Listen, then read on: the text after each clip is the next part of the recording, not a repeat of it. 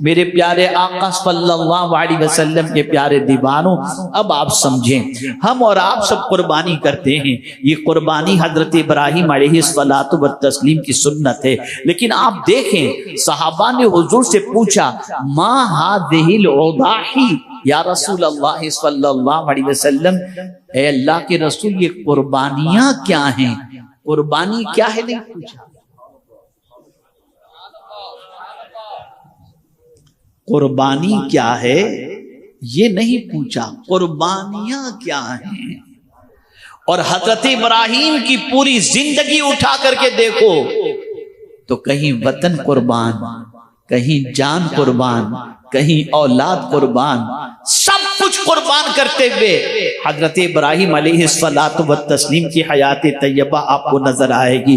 میرے پیارے آقا صلی اللہ علیہ وسلم کے پیارے دیوانوں، جب پوچھا گیا کہ یہ قربانیاں کیا ہیں تو سرکار صلی اللہ علیہ وسلم نے فرمایا یہ تمہارے باپ حضرت ابراہیم علیہ الصلوۃ والسلام کی سنت مبارکہ ہے، سنت ابیکم ابراہیم، یہ تمہارے باپ حضرت ابراہیم علیہ الصلوۃ والتسلیم کی سنت مبارکہ ہے۔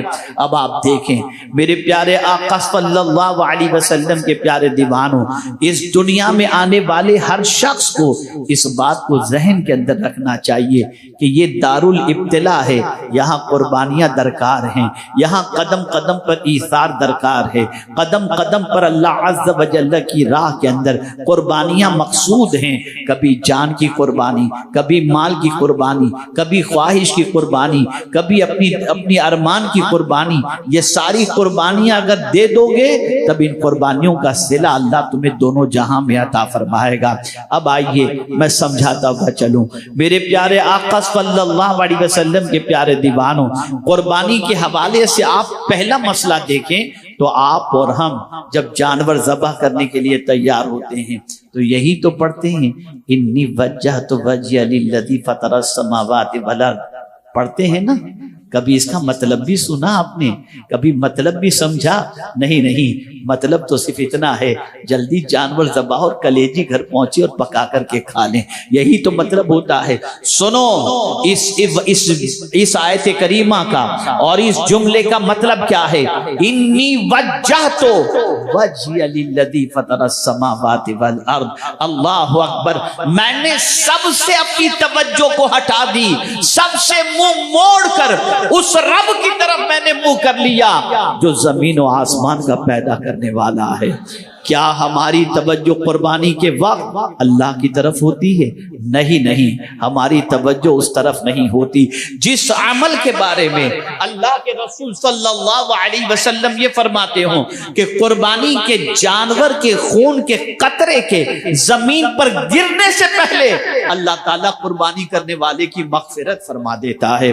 آپ مجھے بتاؤ اتنا بڑا اجر جس عمل پر اللہ نے رکھا ہو، کیا وہ صرف گوشت کھانے کے لیے ہو سکتا ہے؟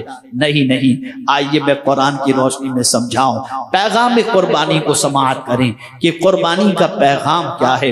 اللہ اکبر، میرے پیارے آقا صلی اللہ علیہ وسلم کے پیارے دیوانوں، دور جاہلیت کے اندر کفار جب قربانی کرتے تو قربانی کا گوشت کعبے کی دیوار پر لگا دیا کرتے اور اسے وہاں پر خون کو کعبے کی دیوار کے اوپر خون لگا دیا کرتے۔ یہ دور جاہلیت کا قانون تھا۔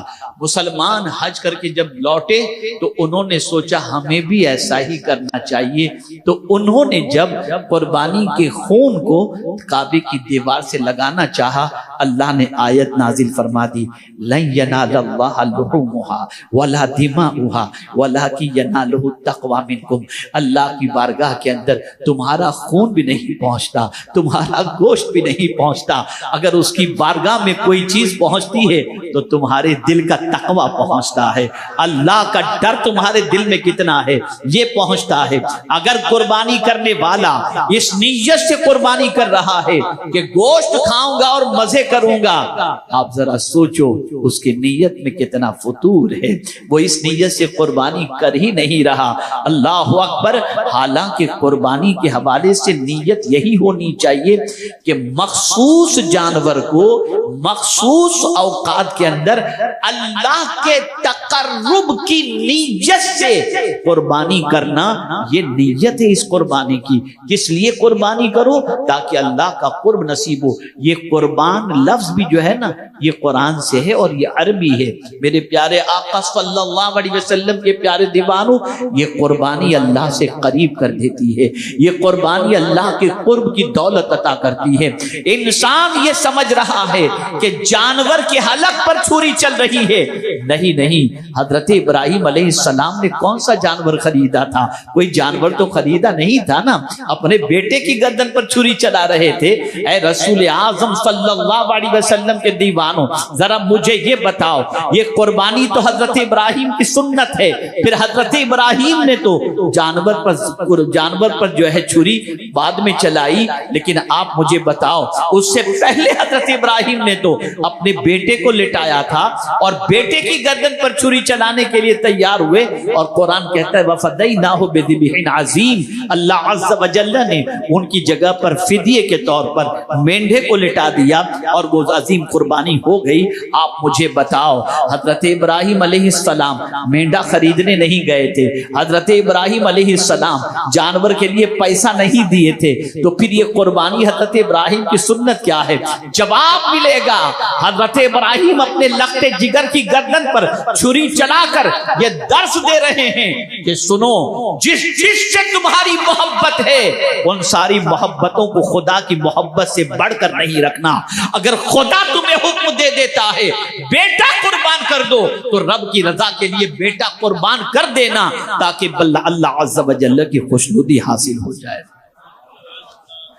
وہ ایک جانور پر چھری نہیں چل رہی تھی، وہ نفس پر چھری چل رہی تھی، وہ خواہش پر چھری چل رہی تھی، وہ ارمانوں پر چھری چل رہی تھی. آج کا مسلمان خواہش کا غلام ہو گیا. حضرت ابراہیم علیہ السلام نے بتایا میرے بیٹے کی محبت بڑی میرے دل کے اندر ہے، میں نے اسے اللہ سے مانگا ہے، اللہ نے مجھے عطا فرمایا، لیکن اگر میرا پروردگار مجھ سے فرمائے کہ بیٹے کی گردن پر چھری چلا دے، میں بیٹے کو نہیں دیکھوں گا، میں رب کے فرمان کو دیکھوں گا، پالنہار حقیقی کے فرمان کو دیکھوں گا. یہاں سے ایک مزاج ملا. قربانی کا سب سے بڑا پیغام یہ ہے کہ تم صرف جانور پر چھری مت چلاؤ، اپنی خواہشوں کی پیروی پر بھی چھری چلا دو اور عزم کرو مانیں گے تو اللہ کی مانیں گے، اپنی خواہش کی کبھی مانتے ہوئے نظر نہیں آئیں گے. ہم نے خواہش کو اپنا معبود بنا لیا. ایک خواہش پوری نہیں ہوتی دوسری خواہش جنم لے لیتی. ہم خواہش کے غلام ہو گئے، نفس کے غلام ہو گئے، اور اللہ کی بارگاہ میں یہ گوشت اور خون نہیں پہنچتا، تقویٰ پہنچتا. اور جتنی بھی عبادتیں ہیں، توجہ چاہوں گا، جتنی بھی عبادتیں ہیں وہ ساری عبادتیں ہمیں متقی بنانے کے لیے، اس کو ذہن میں رکھیے گا، صرف ہمیں پرہیزگار بنانے کے لیے. اور ہم سب کچھ بن گئے، نمازی بھی بن گئے، روزے دار بھی بن گئے، حاجی بھی بن گئے، اور جو اللہ کی راہ میں خرچ کرنے والے بھی بن گئے، لیکن ابھی تک متقی نہیں بن سکے. متقی نہیں بن سکے. جس مقصد کے لیے عبادتیں ہیں وہ مقصد ہم حاصل نہیں کر سکتے. کیا کبھی آپ نے ماہ رمضان کے روزے کے مقصد کو دیکھا؟ کتب علیکم الصیام کما کتب علی الذین من قبلکم لعلکم تتقون. روزے اس لیے فرض کیے گئے تاکہ تم پرہیزگار بن جاؤ، تاکہ تم متقی بن جاؤ. سفر حج کے لیے جا رہے ہو، زادے سفر لے کر کے جا رہے ہو، لباس پہن کر کے جا رہے ہو، وہاں بھی قرآن کہتا ہے اگر تم جاننا چاہتے ہو کہ تمہارا حج کے سفر کے اندر زادے سفر، سامان سفر کون سا بہتر ہے، تو قرآن کہتا ہے کہ سامان سفر کے اندر تقوی یہ سب سے بہترین زاد سفر ہے، اور لباس جو ہے وہ لباس التقوی خیر، تقوی کا لباس سب سے بہتر لباس ہے۔ لیکن افسوس کے ساتھ یہ کہنا پڑتا ہے کہ آج تک ہم متقی بن ہی نہیں سکے۔ بڑی معذرت کے ساتھ میں عرض کروں گا، ہم میں کون ہے جو جانور کو ذبح کرتے وقت یہ تصور دے ذہن کے اندر رکھتا ہو مولا میں صرف جانور ذبح نہیں کر رہا ہوں، میں آج سے اپنی ساری پسند کو قربان کر رہا ہوں، اب وہی پسند کروں گا جو تجھے پسند ہوگا، اور جو تجھے ناپسند ہو اسے میں اپنی زندگی سے دور کر دیتا ہوں۔ یہ خیال تو آتا ہی نہیں، جلدی ذبح کرو، جلدی چڑھاؤ، جلدی کھاؤ، جلدی پیو، بس مقصد فراموش ہو گیا۔ اے رسول اعظم صلی اللہ علیہ وسلم کے دیوانوں، حضرت ابراہیم علی نبینا علیہ الصلوۃ والتسلیم کے بچے کو قربان کرنے کے پورے پروسیجر کو آپ دیکھیں، اور پھر اس کے ساتھ ساتھ کبھی آپ نے یہ غور کیا کہ جب اپنے بیٹے کو لے کر کے حضرت ابراہیم جا رہے ہیں تو حضرت ابراہیم کی بیوی کو جا کر شیطان پھونک مارتا ہے، تجھے معلوم ہے تیرے بیٹے کو کہاں لے جایا گیا؟ کیا تربیت تھی حضرت ابراہیم علیہ السلام، کیا مزاج دیا تھا اپنی بیوی کو حضرت ابراہیم علیہ الصلوۃ والتسلیم نے۔ بیوی نے کہا باپ ہیں، بچے کو گھمانے لے کر کے گئے؟ نہیں، وہ تمہارے بیٹے کو ذبح کرنے لے کر کے گئے۔ فوراً کہا حضرت ابراہیم علیہ السلام کی بیوی نے، بھلا کوئی باپ بھی اپنے بیٹے کو ذبح کرتا ہے؟ کہا ہاں، انہیں اللہ کا حکم ملا ہے۔ بس اتنا سننا تھا کہ حضرت ابراہیم کی بیوی نے کہا، حضرت اسماعیل کی والدہ نے، حضرت ہاجرہ نے کہا، اگر اللہ کا حکم ہے تو ایک اسماعیل نہیں 100 اسماعیل قربان۔